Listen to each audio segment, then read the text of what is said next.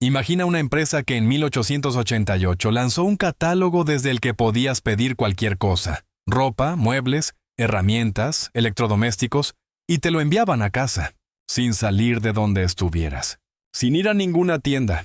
Podías pedir una bicicleta, un piano o incluso una casa prefabricada completa, con todos los materiales de construcción incluidos, y te la enviaban por ferrocarril. Esa empresa tenía su propia tarjeta de crédito para que pudieras comprar a plazos. Tenía su propio seguro de automóvil. Tenía su propia agencia inmobiliaria. Tenía sus propios servicios de inversión financiera. Era un ecosistema completo de productos y servicios accesible desde cualquier punto de América sin moverse de casa. Si te lo estoy describiendo hoy, probablemente estás pensando en Amazon. Pero esta empresa nació en 1888. 130 años antes de Amazon. Se llamaba Sears, Roebuck Company, y en su momento de máximo esplendor, vendía el 1% de todo lo que se compraba en Estados Unidos. El 1% del PIB de la economía más grande del mundo. En octubre de 2018, Sears se declaró en quiebra. ¿Cómo mata Amazon a la empresa que inventó exactamente lo que Amazon hace? ¿Cómo destruyes en 20 años un imperio de 130? Esa es la pregunta que vamos a responder hoy. Y la respuesta va a incomodarte. Porque el enemigo de Sears no fue Amazon. Fue Sears misma. Bienvenido a Crónicas del Fracaso. Hoy, Sears. Para entender la magnitud de lo que se perdió, hay que entender lo que Sears fue. No como empresa, como institución. Richard Warren Sears era un joven agente de telégrafos en Minnesota, cuando en 1886 recibió un envío de relojes que nadie reclamó. Los compró baratos y los revendió con beneficio por correo a otros agentes de telégrafos. La idea funcionó tan bien que fundó una empresa de relojes por correo. Un año después contrató a Alva Curtis Roebuck como relojero. Y en 1893 registraron oficialmente Sears, Roebuck Company. El negocio que construyeron resolvía un problema real y urgente de la América de finales del siglo XIX. El país estaba en plena expansión hacia el oeste. Millones de familias vivían en granjas y pequeños pueblos a cientos de kilómetros de cualquier ciudad. El comercio local era escaso, caro y de mala calidad. Los comerciantes locales, sin competencia, cobraban lo que querían. Sears llegó con una propuesta revolucionaria. Podemos traerte todo lo que necesitas directamente a tu puerta, a precios de ciudad o mejores, con garantía de devolución si no estás satisfecho. El catálogo de Sears se convirtió en la Biblia del consumo americano. Las familias lo estudiaban con el mismo cuidado con el que estudiarían hoy un catálogo de Amazon. Pero lo que más me parece fascinante de Sears no son los productos que vendían, es la amplitud de lo que ofrecían. Entre 1908 y 1940, Sears vendió más de 70,000 casas prefabricadas por catálogo. No maquetas, no planos, casas completas, con todos los materiales de construcción, numerados y listos para ensamblar, enviados en tren hasta la estación más cercana a tu terreno. El comprador recibía un manual de instrucciones y construía su propia casa. Hoy quedan unas 75,000 de esas casas en pie por todo Estados Unidos. Algunas se han convertido en patrimonio histórico. Puedes buscar en Google Sears Catalog Homes y verás fotos de casas que siguen en pie más de un siglo después, construidas con materiales enviados por catálogo. Ese era el alcance de Sears. No era una tienda, era la infraestructura comercial de una nación. En el siglo XX, Sears siguió expandiéndose de formas que hoy asociaríamos con Amazon o Berkshire Hathaway. Crearon Allstate, que se convirtió en una de las mayores aseguradoras del mundo. Crearon Dean Witter, servicios de inversión. Crearon Coldwell Banker, inmobiliaria. Crearon la tarjeta de crédito Discover, que compitió directamente con Visa y Mastercard. En 1969, Sears empezó a construir la Torre Sears en Chicago. Durante 25 años fue el edificio más alto del mundo. No lo construyeron por vanidad. Lo necesitaban para albergar a sus 350,000 empleados y la enorme burocracia que gestionaba su imperio. En ese momento, Sears era la empresa más grande del mundo por empleados y una de las más grandes por facturación. El 1% del PIB americano pasaba por sus cajas. 1 de cada 200 empleados en Estados Unidos trabajaba para Sears. Era tan grande que cuando estornudaba, la economía americana se resfriaba. Los años 70 fueron el momento de máximo poder de Sears, pero también el momento en que empezaron a aparecer las primeras grietas. El problema vino de donde menos lo esperaban, de abajo. En 1962, Sam Walton abrió la primera tienda Walmart en Rogers, Arkansas. Era una tienda pequeña, en una ciudad pequeña, con una filosofía simple, precios más bajos que nadie. Walton había aprendido el negocio del retail trabajando para otra cadena y había identificado algo que nadie más veía, que en las ciudades pequeñas y medianas de América, los consumidores no tenían acceso a precios competitivos y estaban dispuestos a desplazarse para conseguirlos. Durante los años 70, Walmart creció sistemáticamente en las ciudades donde Sears no tenía presencia, no competía frontalmente, se instalaba en los huecos que Sears dejaba, y en cada ciudad donde abría, destruía el comercio local igual que Sears había hecho décadas antes. Sears miraba a Walmart con condescendencia. Eran una cadena de descuento para mercados rurales. No representaban ninguna amenaza para una empresa como Sears. Mientras tanto, en los años 70 y 80, el retail americano experimentó otra revolución: los centros comerciales. Los malls se convirtieron en el nuevo destino de compras para la clase media americana. Y Sears tomó una decisión que en su momento parecía brillante: ser el anchor tenant, la tienda ancla, de todos los grandes centros comerciales americanos. Era una estrategia perfecta para los años 80. Sears estaba en cada mall. Los clientes llegaban al mall, pasaban por Sears, y la tienda se beneficiaba del tráfico general del centro comercial. El problema fue que esa estrategia los hizo dependientes de los malls. Su destino quedó atado al destino de los centros comerciales. Y cuando los malls empezaron a decaer, primero lentamente en los 90, luego aceleradamente en los 2000 con Internet, Sears fue cayendo con ellos. Pero el error más grande de esta época, el que más me persigue cuando estudio el caso Sears, ocurrió en 1993. Ese año, Sears tomó la decisión de cancelar su catálogo de venta por correo. El catálogo que había fundado la empresa, el catálogo que durante más de un siglo había sido el corazón del negocio. Lo cancelaron porque era caro de producir y los márgenes habían caído. Desde la perspectiva financiera de 1993, la decisión tenía sentido. El catálogo perdía dinero. Las tiendas físicas eran más eficientes. El catálogo era un legado del pasado. Lo que nadie en Sears vio es que ese catálogo era también el embrión de algo que llegaría a valer billones de dólares: el comercio electrónico. La infraestructura logística que habían construido para enviar productos a cualquier rincón de América. La relación directa con el consumidor sin necesidad de intermediarios. La capacidad de vender desde un catálogo centralizado a nivel nacional. En 1993, Sears canceló lo que podrían haber sido su versión de Amazon.com. 2 años después, Jeff Bezos lanzaba Amazon. Los años 90 fueron la década en que Sears tomó todas las decisiones equivocadas al mismo tiempo. La primera fue la escisión de sus negocios financieros. A principios de los 90, Sears decidió separar y vender sus divisiones financieras: Allstate Seguros, Dean Witter Inversiones, Coldwell Banker Inmobiliaria y la tarjeta Discover. El argumento era que Sears debía concentrarse en su negocio principal, el retail. En retrospectiva, fue un error monumental. Esos negocios financieros eran extraordinariamente rentables y generaban flujo de caja consistente.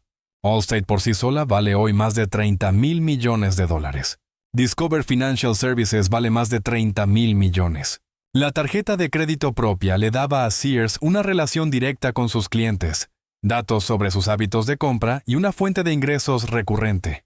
Al deshacerse de ellos para concentrarse en el retail, Sears se quedó con el negocio más competitivo y de menores márgenes, perdiendo los activos más defensibles y rentables que tenía. La segunda decisión equivocada fue la respuesta, o más bien la no respuesta, a Internet. En 1999, Sears lanzó Sears.com. Era tarde. Amazon llevaba 4 años en funcionamiento, pero no era demasiado tarde. Sears tenía algo que Amazon no tenía: 860 tiendas físicas en todo el país, una marca de confianza de 110 años y relaciones establecidas con todos los grandes fabricantes de electrodomésticos y herramientas. Podría haber construido un modelo híbrido. Compra online, recoge en tienda, devuelve donde quieras. Que Amazon no podía replicar sin infraestructura física. Podría haber usado sus tiendas como centros de distribución locales para entregas más rápidas que Amazon. Podría haber convertido su red física en una ventaja competitiva frente al comercio electrónico puro. No lo hizo. Sears.com fue tratado como un proyecto secundario, sin inversión significativa, sin estrategia clara. Era una copia mediocre de Amazon, sin las ventajas de Amazon ni las ventajas de Sears. Mientras tanto, Walmart construía su propia estrategia de e-commerce. Target renovaba sus tiendas. Home Depot y Lowe's dominaban el mercado de herramientas y mejoras del hogar. Best Buy se hacía con los electrodomésticos. Cada categoría en la que Sears había sido líder fue conquistada por un especialista más ágil y más enfocado. Sears se fue convirtiendo en una tienda que no era la mejor en nada. No la más barata. Walmart los ganaba en precio. No la más especializada. Home Depot los ganaba en herramientas. Best Buy en electrónica. No la más conveniente. Amazon los ganaba en comodidad. No la más experiencial. Target los ganaba en diseño y ambiente de tienda. El consumidor americano no tenía ninguna razón específica para ir a Sears. Y cuando no tienes ninguna razón específica para ir hasta algún sitio, terminas no yendo. Las ventas cayeron año tras año. Las tiendas se deterioraron porque no había inversión para renovarlas. Los empleados, desmotivados, ofrecían un servicio cada vez peor. Y el ciclo se aceleraba. Peores tiendas, menos clientes, menos ingresos, menos inversión, peores tiendas. En 2004 entró en escena Eddie Lampert.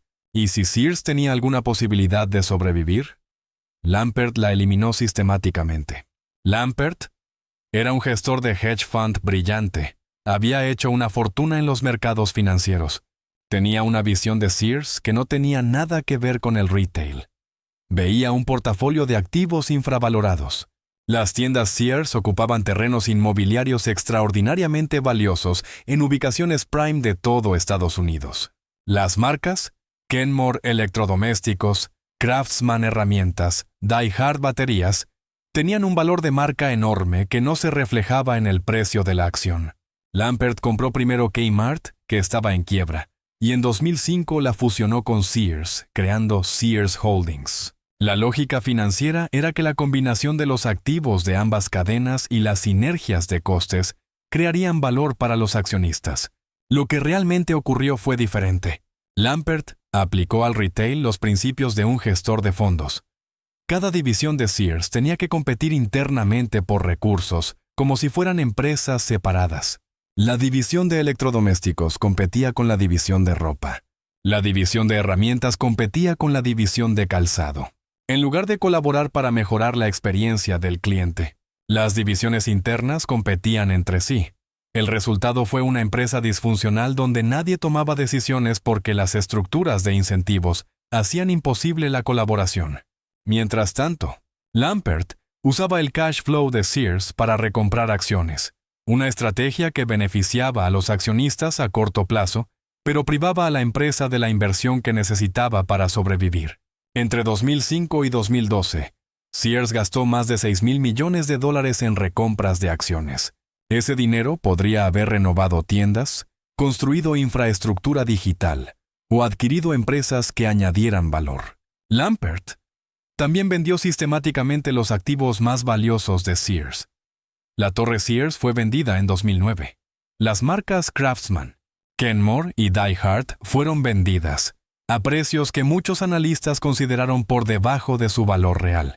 Los terrenos de las tiendas más valiosas fueron vendidos a un REIT, un fondo de inversión inmobiliaria, que paradójicamente Lampert controlaba, generando acusaciones de conflicto de interés.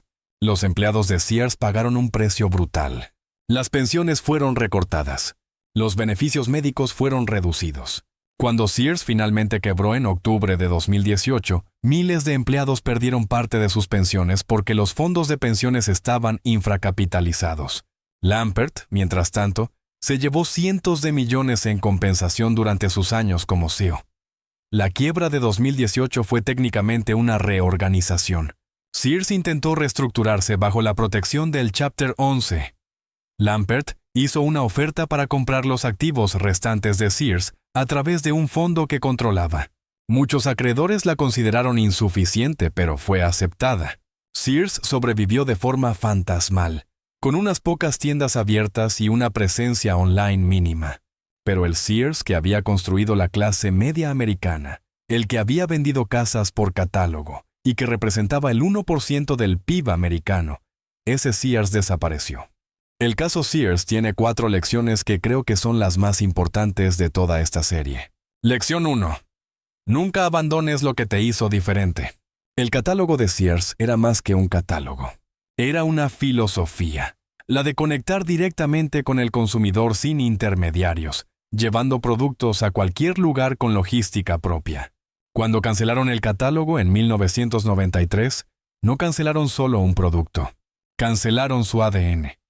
Amazon no inventó nada que Sears no hubiera inventado antes. Lo que Amazon hizo fue tomar esa misma filosofía, venta directa, entrega a domicilio, catálogo infinito, y aplicarla a Internet. Si Sears hubiera mantenido y digitalizado su filosofía de catálogo en lugar de abandonarla, podría haber sido Amazon. Lección 2. Gestionar activos y construir valor son cosas opuestas. Eddie Lampert era extraordinariamente bueno gestionando activos. Identificar valor oculto, extraerlo, optimizar el balance. Pero gestionar una empresa de retail requería algo completamente diferente. Construir experiencias, motivar empleados, innovar en producto, invertir en el largo plazo. El error no fue solo de Lampert, fue del Consejo de Administración que creyó que un brillante gestor financiero podía liderar una empresa de retail de esta escala. Las habilidades que te hacen excelente en los mercados financieros pueden ser exactamente las que destruyen una empresa operativa. Lección 3. Cuando tienes el futuro en las manos, no lo tires. En 1993, Sears tenía todos los ingredientes para construir Amazon. Infraestructura logística nacional, relación directa con millones de consumidores, catálogo de productos enormes, marca de confianza, tarjeta de crédito propia. Lo tiraron todo para concentrarse en las tiendas. Tenían el futuro en las manos y no lo reconocieron. Porque el futuro nunca llega etiquetado como tal. Llega disfrazado de proyecto marginal, de idea secundaria, de negocio que no encaja con el core. Lección 4. El tamaño del pasado no garantiza el futuro. Sears fue durante décadas la empresa más grande de Estados Unidos. Eso le daba recursos, poder de negociación y una marca poderosa.